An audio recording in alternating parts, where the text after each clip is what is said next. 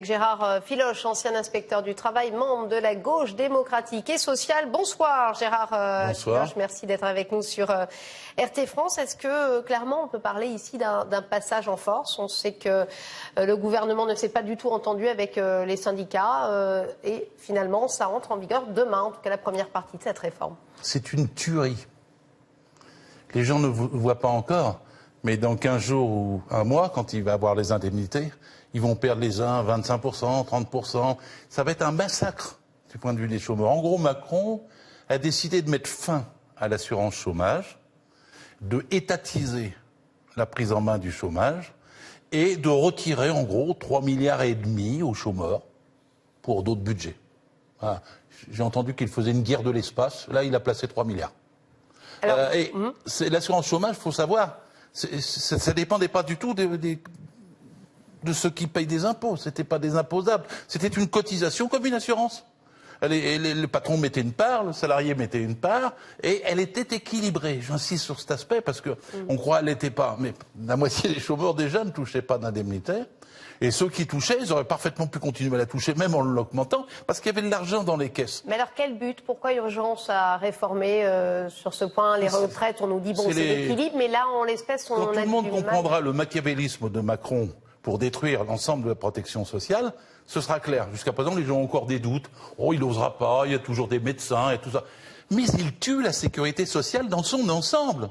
Le chômage, les retraites, les allocations familiales, les accidents du travail. Il ne veut plus, il l'a dit, qu'il y ait de cotisation sociale. C'est-à-dire, il ne veut plus qu'il y ait de salaire brut. La cotisation n'est pas un impôt. La cotisation, c'est du salaire. La partie patronale, c'est du salaire super brut. Il veut supprimer ça, Macron. C'est une contre-révolution du point de vue du système social que les gens ont du mal à comprendre, ils n'y croient même pas. Il ne va pas nous faire ça? Si, il va le faire. C'est-à-dire, les 504 milliards de la protection sociale de 2020, ces 504 milliards, ce qu'il veut, c'est les transférer dans le budget de l'État. Et une fois qu'on sont transférés dans le budget de l'État, on dira, mais à quoi ça sert? Eh bien, il n'est plus obligé de s'en servir pour la protection sociale. S'il veut décider qu'il crée 2 porte-avions nucléaires à la place de 100 hôpitaux, il le décidera.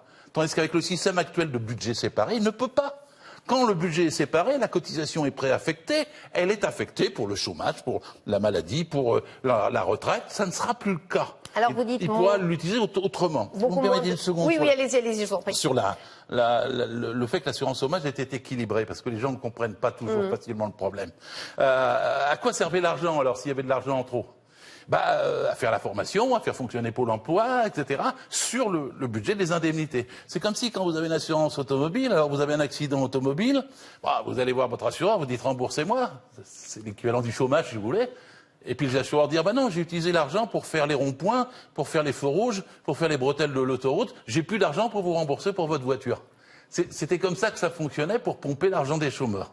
Il n'y a aucune raison à cette casse de l'assurance chômage. Il n'y a aucune raison. Et c'est injuste, moralement, sociétalement, humainement. Est-ce que le gouvernement explique justement où ira l'argent économisé? Il va faire son... Non, mais est-ce qu'il l'explique? Vous savez, quand on l'écoute, c'est facile. Il veut donner 3 millions pour des start-up ou 3 milliards pour des start-up. Si vous l'écoutez, c'est facile. Il donne aux grandes entreprises et au CAC 40 par les allègements de cotisations sociales. C'est-à-dire tout cet argent-là va aller dans la poche des actionnaires, va aller dans la poche des employeurs, des gros employeurs, les petits, ils n'en verront pas la couleur, des gros employeurs, et ça sera retiré de la poche des chômeurs. Comme sera retiré ensuite, parce que c'est le début, c'est un ensemble. Parfois c'est difficile de faire comprendre à un peuple entier comment il est en train de se faire gruger, en train de se faire piller. Les gens ont toujours un peu une illusion. Oh, il est jeune, il est encore dynamique, il a dit qu'il était au centre. Il n'est rien de tout ça. C'est Thatcher.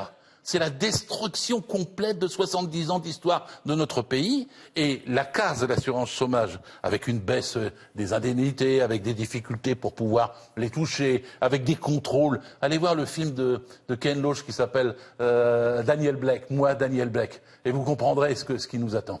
Alors, les partisans, en tout cas, de cette réforme, on va pas se mentir, il n'y en a pas beaucoup, c'est vrai. Même le MEDEF était un peu réticent au début. Il s'est un petit peu rangé quand même,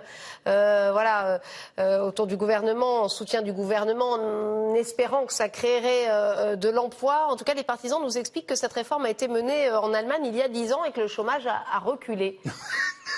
Bon, on peut rire, mais effectivement... On va toujours chercher en Allemagne, ailleurs, un exemple qui est toujours un peu douteux parce qu'il ne se passe pas dans les mêmes conditions, ni avec les mêmes cotisations. Et puis la précarité a aussi progressé, etc. Moi, je peux vous dire, en Allemagne, par exemple, ils ont fait, Madame Merkel avec le SPD, elle a fait un accord pour qu'il n'y ait pas plus de 2,5% de précaires dans les entreprises de plus de 300 salariés.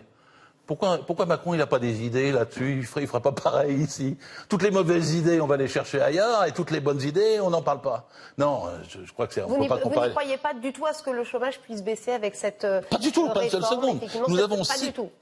Pour vous, il y a tout à jeter, il n'y a rien à garder. Oui, tout. Puis je vais vous dire quelque chose. Les statistiques sur le chômage qu'on nous donne sont mensongères. Maintenant, on ne prend plus la DARES. J'allais y venir. Le chômage recule tout de même officiellement selon les chiffres. C'est 6 600 000 chômeurs avec les catégories A, B, C, D, E. Mais c'est déjà ça en moins. Vous allez me dire que ça va dans le bon sens quand même. Non. Mais si, quand même. C'est les statistiques qui baissent pas le nombre de chômeurs. Bon.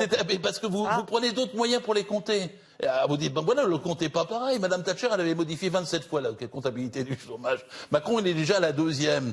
Et quand on vous dit, regardez les chiffres de la DARES, regardez les chiffres de Pôle emploi, c'est comme l'année dernière. Ils vous disent, non, parce qu'on a pris les chiffres du BIT, on ne calcule pas de la même façon. Il ne faut pas que les gens se laissent abuser. Même sur les chiffres, on ne peut pas le croire, ils manipulent. Et donc, je vous le dis, de toute façon, 3 200 000, même dans les catégories A, B, C, 6 600 000 hors Mayotte, prennent toujours la précaution de dire hors Mayotte. Au total, avec les 5 catégories, vous avez un chômage de masse écrasant en France. Donc, la moitié seulement de ces gens sont indemnisés, sont concernés par la baisse brutale de leurs indemnités qu'ils vont avoir là, à la fin du mois, ou dans les 2-3 mois qui suivent. La moitié des gens seulement. Mais c'est déjà dramatique. C'est quand vous passez de 1200 euros. Il y a quand même quelque chose de positif. Les nouveaux entrants verront la durée maximum de leurs droits. Alors, ça va être plus compliqué d'entrer au chômage et de toucher les indemnités, mais une fois qu'on y est, la durée maximale des droits s'allonge. Oui, mais elle baisse au milieu du parcours, elle baisse. C'est-à-dire qu'au bout de 12 mois, vous avez une baisse brutale. Surtout, ça va vous plaire, Gérard Filoche, je le sens. Les hauts revenus, vous en pensez quoi? Au-delà de 4 500 bruts, c'est très peu de gens. On cite toujours ça pour faire croire qu'il y a des privilégiés au chômage. Mais est-ce que ça, c'est... Il y en a très peu. J'aimerais bien avoir votre avis là-dessus. Est-ce que du coup, vous trouvez ça bien, juste, pour ceux qui ont cotisé plus, d'ailleurs? Moi, je suis pour pas de salaire supérieur à 20 fois le SMIC, ce qui est déjà énorme. Et je vois bien descendre à 15, le décider, puis voilà. Donc je suis contre, évidemment, l'inégalité des revenus. Mais le salariat en France, 98% des salariés, qui eux-mêmes sont 90% de la population active, 98% des salariés gagnent moins de 3 200 euros. On ne vit pas de la même façon à 900, à 1800, à 3 200 euros. C'est pas ce que je suis en train de dire. Je dis seulement que la masse des salaires s'est plutôt compactée. Et qu'il y a 2% qui se sont explosés jusqu'à 600 euros, Carlos Ghosn et tout ce que vous voulez. Mais ça vous et la masse des salaires, la masse des salaires vous donne la proportion pour les indemnités et les proportions pour les retraites. C'est pas là qu'est le cœur de l'injustice. Le cœur de l'injustice, il est dans le fait qu'on ne vous donne pas les garanties pour retrouver un travail, en ayant les moyens de vivre, en pouvant vous transporter pour aller chercher du travail, en vous occupant quand même de vos enfants, et en n'ayant pas une situation de déchéance, une crise de votre propre dignité, parce que vous n'avez pas d'argent, et vous ne pouvez pas dire « je ne peux pas acheter ça à mon gamin ». Un jour, j'avais dans une épicerie, je voyais une femme, je devinais, avec ses 3 gamins à compte, il y a un paquet de pépitos, là, je ne fais pas de pub, de gâteaux au chocolat. Quand le gars a dit c'est 20 euros, 19,80 €, elle a dit à une de ses filles, tu vas reporter les biscuits.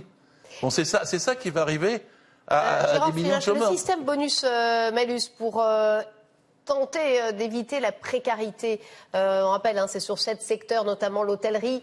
Vous en pensez quoi? Ça ne peut pas empirer que les patrons de l'hôtellerie abusent. On a 1 150 000 à 1 200 000 gens qui travaillent dans la restauration. Ça, c'est une bonne chose pour vous, le malus, pour ces gens qui abusent? Écoutez, c'est simple, il suffit d'interdire les contrats courts. Parce que les contrats courts, c'est une manipulation. Ça veut dire que ces entreprises-là n'embaucheront plus du tout, Gérard. Mais enfin, et si elles veulent fonctionner, elles embaucheront. Oui, mais vous savez aussi bien que moi qu'il une personne fera le travail de deux. Mais quand les restaurateurs ont eu une TVA à 5,5 au lieu de celle qu'ils ont aujourd'hui, quand ils ont eu à 5,5, ils n'ont rien fait de plus, ils n'ont pas augmenté les salaires, ils n'ont pas favorisé les clients, ils n'ont pas investi, ils se sont mis dans la poche. Donc, dans les entreprises de restauration, il y en a 1 sur 4 qui a du travail illégal. C'est d'abord ça qu'il faut réglementer. Et puis les gens qui sont dans le métier... Justement, si on interdit les contrats courts, vous n'avez pas peur justement que ça aggrave le problème des contrats au noir, des clandestins Enfin, il n'y a qu'à avoir une inspection du travail à la hauteur des moyens. Hein.